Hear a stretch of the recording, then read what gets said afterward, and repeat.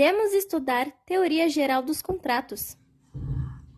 Olá, meu nome é Henrique Benaz. Hoje nós iremos dar continuidade à Teoria Geral dos Contratos. Vamos trabalhar hoje com a classificação dos contratos. Bom, vamos classificar então os contratos. Primeiro, vamos classificar os contratos dividindo-os em contratos típicos e contratos atípicos. Os contratos típicos são aqueles cujas regras já estão previamente previstas em lei.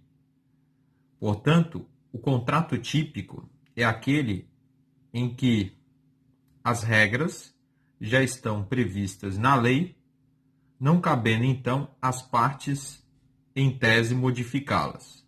Essa é a ideia do contrato típico.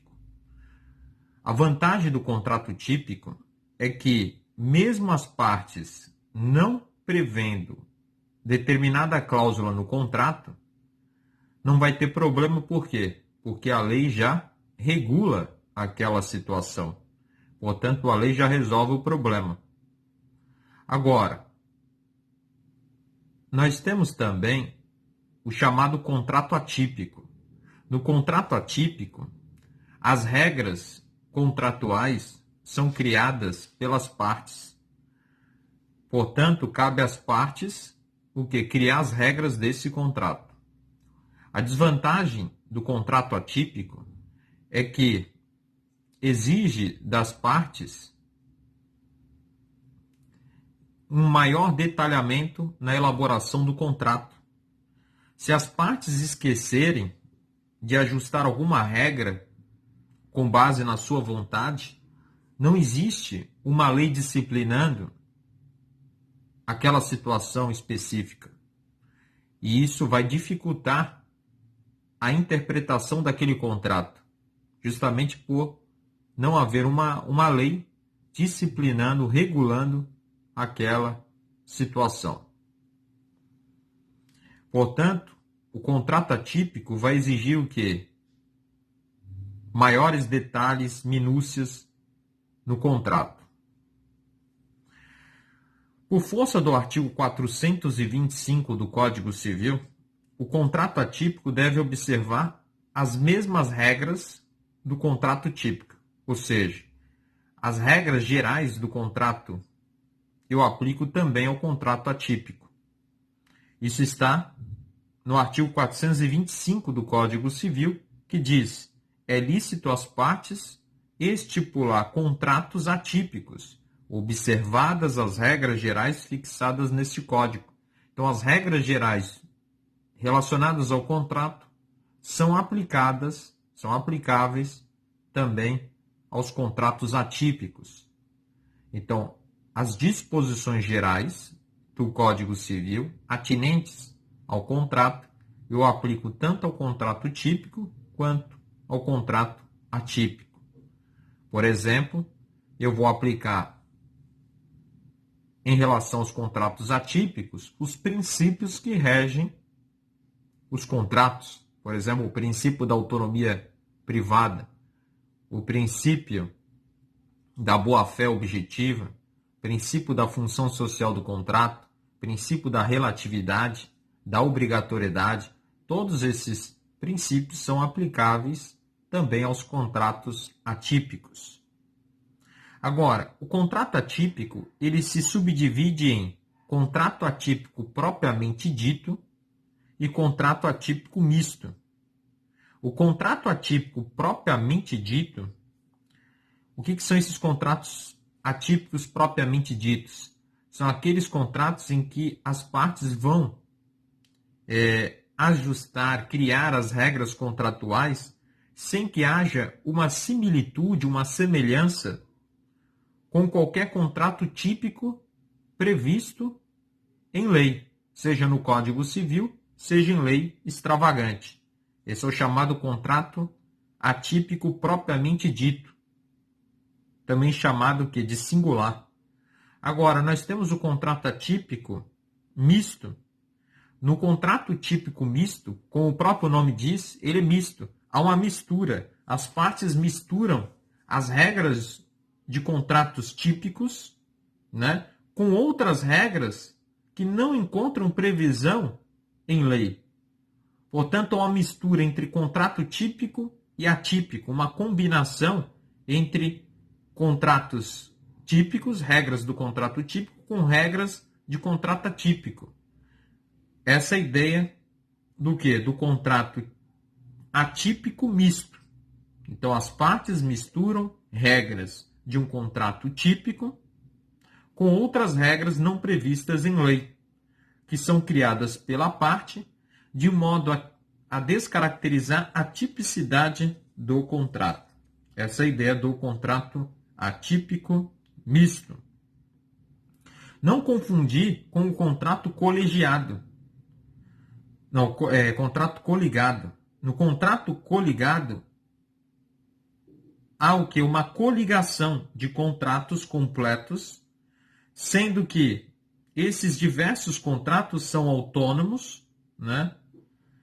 Porém, eles estão ligados por uma questão que econômica. Eles possuem um fim econômico comum e determinado. Exemplo de contrato coligado seria, por exemplo, aquele contrato celebrado, né, entre a distribuidora de petróleo e aquela que explora o quê? O posto de gasolina.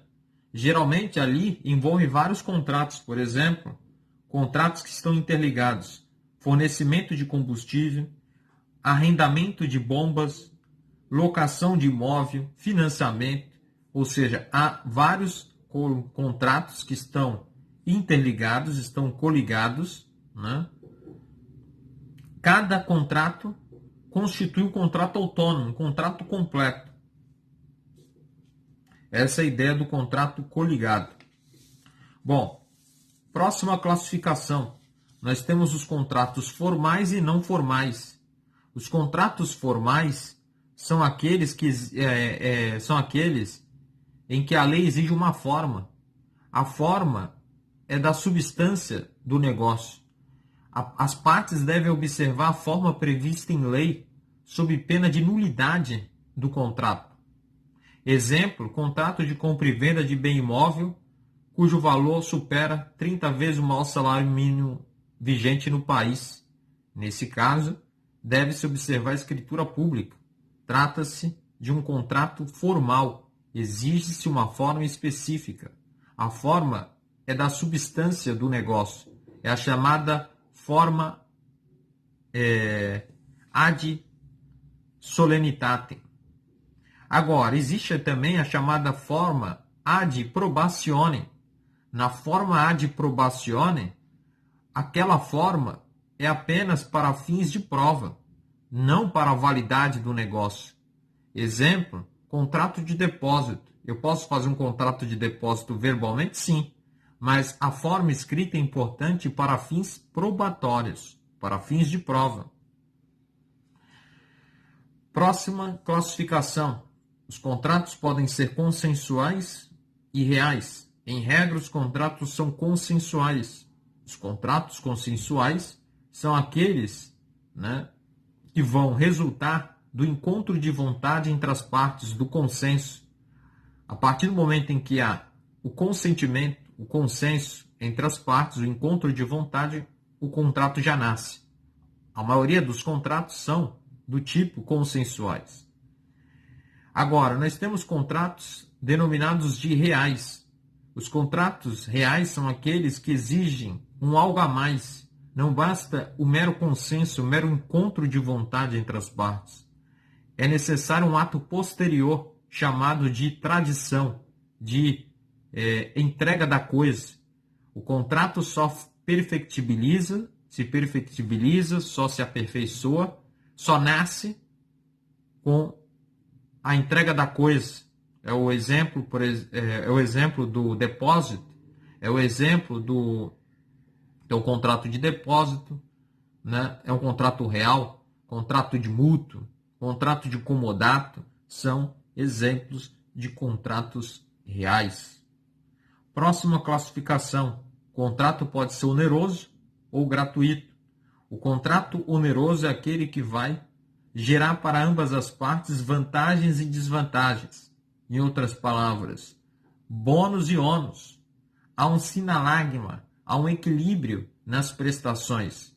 Então, haverá um equilíbrio entre a prestação e a contraprestação, justamente porque ambos, né, vão auferir vantagens e desvantagens. Já o contrato gratuito, também chamado de contrato benéfico, é aquele em que uma das partes só tem vantagem e a outra só tem ônus. É o caso, por exemplo, da doação. O contrato de doação simples, puro, o que acontece? Somente o doador vai ter encargos. E o donatário, que é aquele que vai receber a coisa, sem nada em troca, por uma simples liberalidade do doador, este, né, vai ter apenas vantagens. Agora, nos contratos gratuitos e benéficos, o Código Civil diz que eles devem ser interpretados restritivamente. Então, devem ser interpretados restritivamente. Além disso, nos contratos gratuitos ou benéficos, há uma presunção absoluta de fraude contra credores. O que significa dizer que se a pessoa, né, acabar ficando numa situação de insolvência, ou seja, passar a ter mais dívidas do que ativo, né, nesse caso de insolvência, a pessoa que dispuser do seu patrimônio, dos seus bens que compõem o seu patrimônio, né, de modo a ficar insolvente, isso configura uma fraude contra credores. E se o ato de disposição desse bem for a título gratuito, como por exemplo uma doação, por ser um negócio gratuito, benéfico, há uma presunção absoluta de fraude contra credores. E o Código Civil trata a fraude contra credores como uma espécie de anulabilidade do negócio jurídico. No entanto, o STJ entende que a fraude contra credores deve ser entendida como hipótese de ineficácia do negócio. Portanto, a fraude contra credores para o STJ deve ser trabalhada no campo da eficácia e não da validade do negócio jurídico, conforme prevê o Código Civil. Próxima classificação. O contrato pode ser unilateral ou bilateral. O contrato é unilateral quando gera obrigação, né, para uma das partes. Ao revés, contrato bilateral é aquele em que há obrigações para ambas as partes. Cada um é credor e devedor um do outro, reciprocamente. Então, cada um passa a ser credor e devedor um do outro. Esse é um contrato bilateral. Em regra, o contrato bilateral é oneroso. Então, ele é bilateral porque ele vai gerar obrigações para ambas as partes e é oneroso porque vai gerar vantagens e desvantagens para ambas as partes. E, em regra, o contrato unilateral é gratuito. Portanto, um contrato unilateral, que é aquele que vai gerar obrigação para uma das partes, também vai gerar o quê? Vantagem para uma das partes e obrigações, ônus para a outra parte. Essa é a ideia. Agora, excepcionalmente, nós podemos ter, por exemplo, um contrato que é oneroso e unilateral. Exemplo de contrato oneroso e unilateral: mútuo feneratício. É o empréstimo de dinheiro. Mútuo é um contrato de empréstimo envolvendo bem fungível. Bem fungível é aquele que pode ser substituído por outro do mesmo gênero, da mesma quantidade e da mesma qualidade. Então, no caso do mútuo feneratício, empréstimo de dinheiro, nós teremos um contrato unilateral e oneroso. Por que ele é unilateral? Ele é unilateral porque vai gerar obrigações apenas para o mutuário. O mutuário que terá que devolver depois o dinheiro. E vai gerar vantagens para ambas as partes, né? A pessoa que recebeu o dinheiro tem vantagem e o que emprestou também, porque aqui vai incidir juros. Temos também o contrato, né? Também temos hipótese de contrato bilateral e gratuito. É o caso, por exemplo, do mandato. No mandato, ele é um contrato bilateral. Por quê? Porque ele vai gerar obrigações para ambas as partes. Nós teremos obrigações tanto do mandante quanto do mandatário. No entanto, ele é um contrato gratuito, pois só o mandante oferirá vantagens.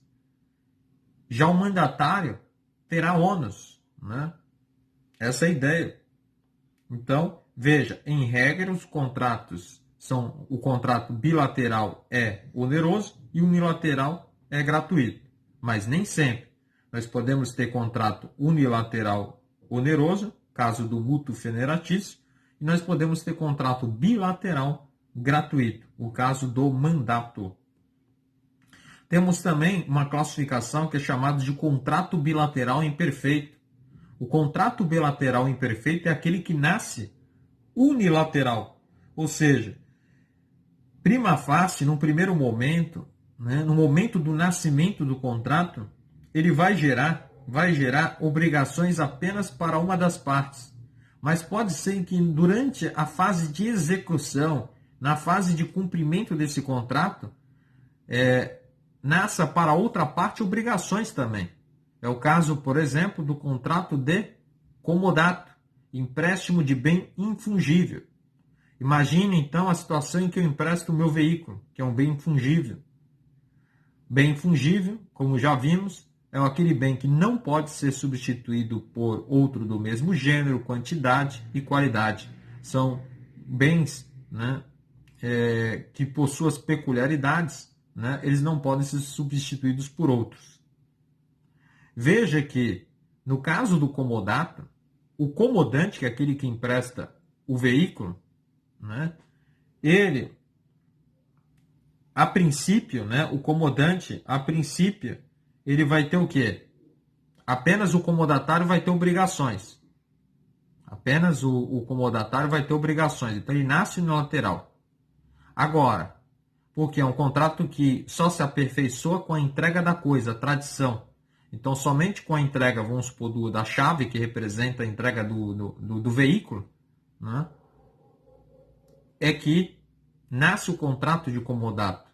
E a partir daí, o comodatário só tem obrigações.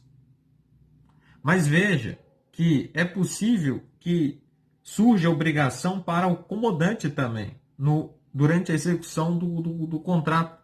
Vamos imaginar que depois o comodatário teve despesas com o conserto do veículo.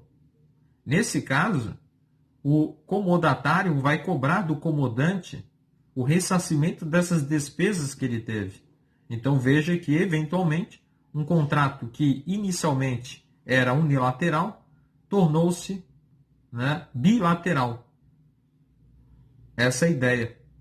Então essa é a ideia do contrato bilateral imperfeito. Ele nasce unilateral, mas pode gerar obrigação para o outro contratante. Então nós citamos como exemplo o contrato de comodato. Além disso, próxima classificação, o contrato pode ser comutativo ou aleatório. No contrato comutativo, as prestações são conhecidas de antemão, previamente pelas partes, no momento da celebração do contrato. Ao revés, o contrato aleatório, a palavra aleatória, primeiro, vem de alea, vem de risco. Alea significa risco. No contrato aleatório, a prestação não é conhecida previamente, não é conhecida de antemão, pois o cumprimento dessa prestação fica dependendo da ocorrência de um evento futuro incerto. Por isso, a ideia de risco. Exemplo, o contrato de seguro.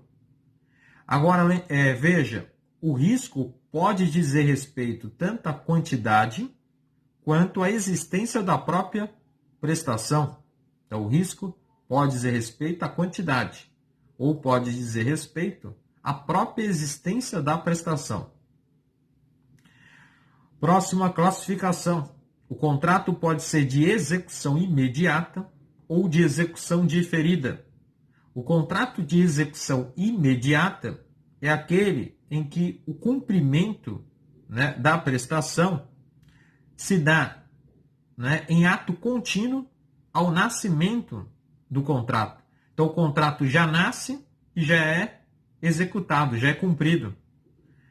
Portanto, o contrato aqui, né, ele vai ocorrer da seguinte forma: entre a prestação e o nascimento do contrato, o cumprimento e o nascimento, não há significativo lapso.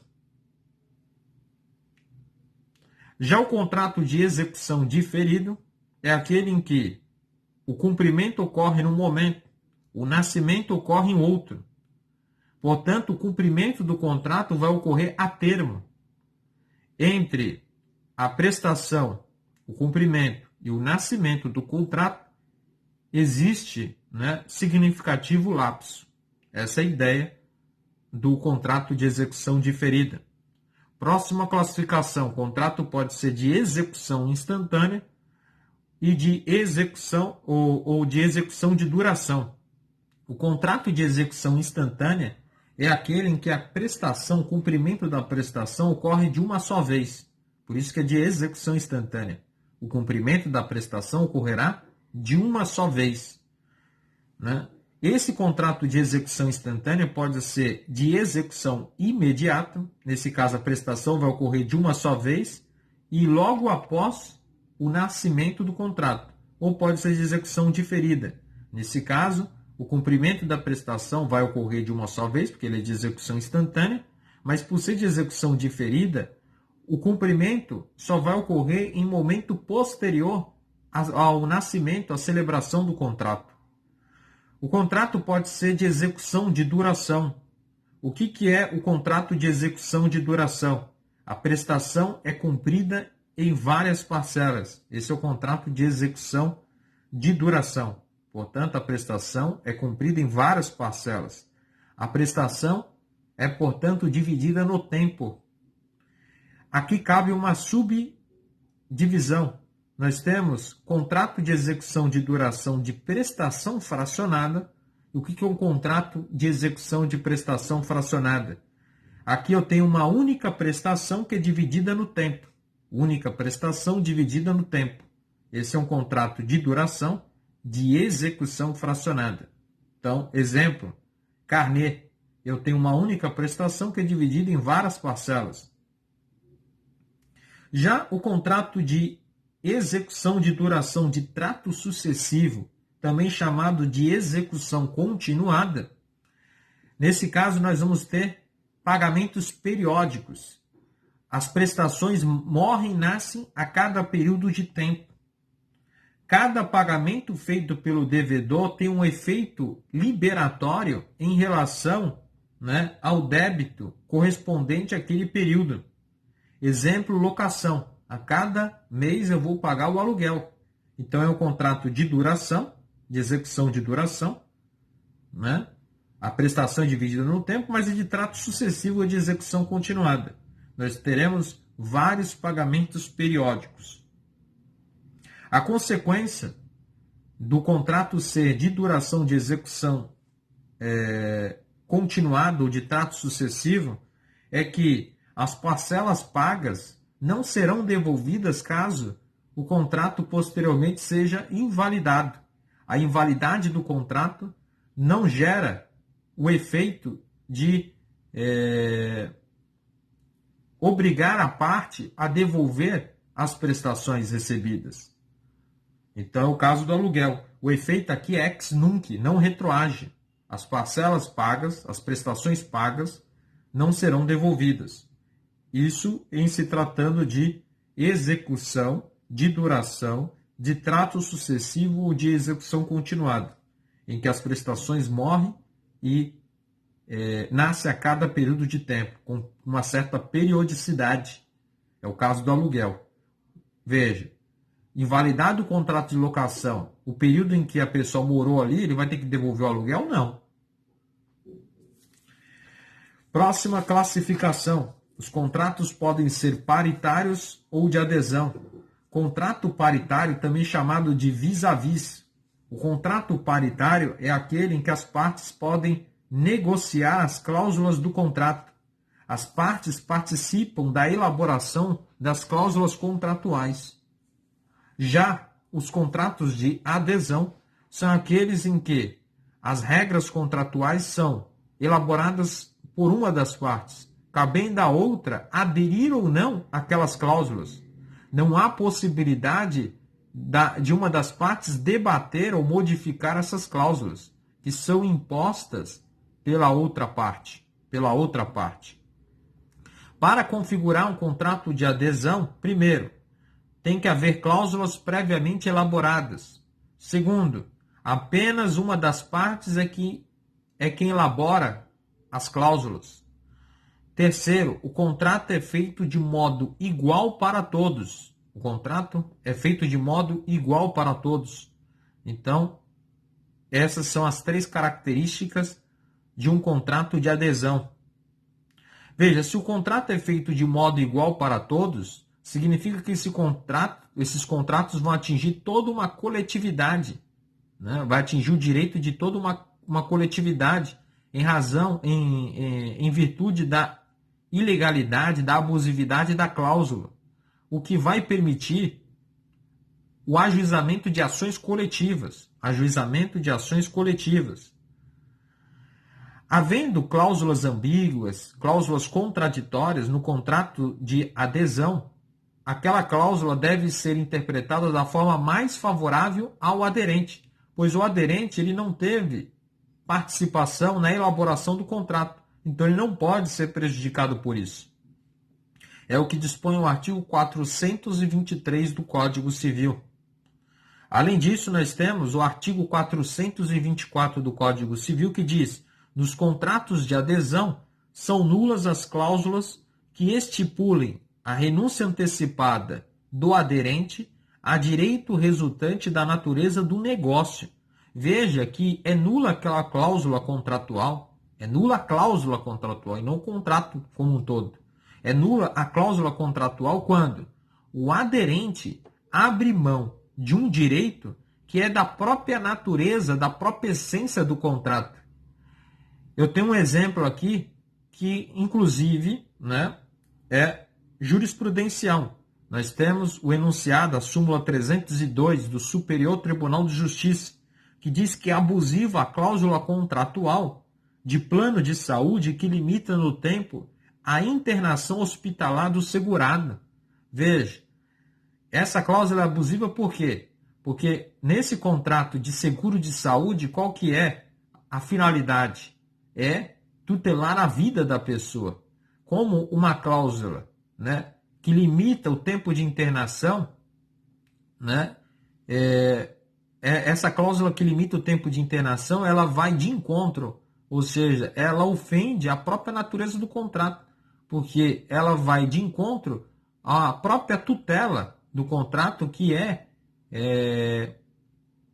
resguardar a vida, tutelar a vida da pessoa, do consumidor. Essa é a ideia. Então, nós temos esse exemplo, súmula 302 do STJ. Aqui também é oportuno a gente fazer uma distinção entre contrato de adesão e contrato por adesão. No contrato de adesão, existe monopólio na prestação. Exemplo, energia, prestação de energia. Esse contrato, né, envolvendo fornecimento de energia elétrica, por exemplo, é um contrato de adesão, porque você não vai negociar as cláusulas do contrato, e existe um monopólio, por isso é de adesão. Se não houver monopólio, em outras palavras, se houver concorrência entre os fornecedores, nesse caso nós teremos o chamado contrato por adesão. Veja que a preposição muda. A preposição de passa a ser por. Então, contrato de adesão é aquele em que há monopólio. Contrato por adesão é aquele em que há concorrência. Agora, não confundir o chamado contrato tipo. O contrato tipo é aquele que tem cláusulas pré-redigidas, mas que as cláusulas podem ser, né, modificadas pelas partes, podem ser negociadas pelas partes. São aqueles formulários, né, que compra na banca. Nesse caso, cabe a parte apenas preencher os dados pessoais, né? Mas veja, esse tipo de contrato tipo ele permite a alteração das cláusulas contratuais. Portanto, um contrato tipo não se enquadra como um contrato de adesão. Temos também uma última classificação, que é contrato individual e contrato coletivo. O contrato individual é aquele que exige o consentimento das partes envolvidas. Portanto, tem que haver o consentimento dos credores, de todos os credores e de todos os devedores. Pode ser um devedor e um credor, ou pode ser vários credores e vários devedores, pouco importa. Portanto, no contrato individual, exige-se a manifestação de vontade de cada um, exceto se houver representação. Já no contrato coletivo, a declaração de vontade se origina de um grupo, né? Não se exigindo a vontade de cada um dos integrantes desse grupo. Exemplo, contrato de trabalho, né, feito por sindicato. Então aí o sindicato vai representar todo o grupo de trabalhadores. Com isso, nós falamos sobre as principais classificações dos contratos.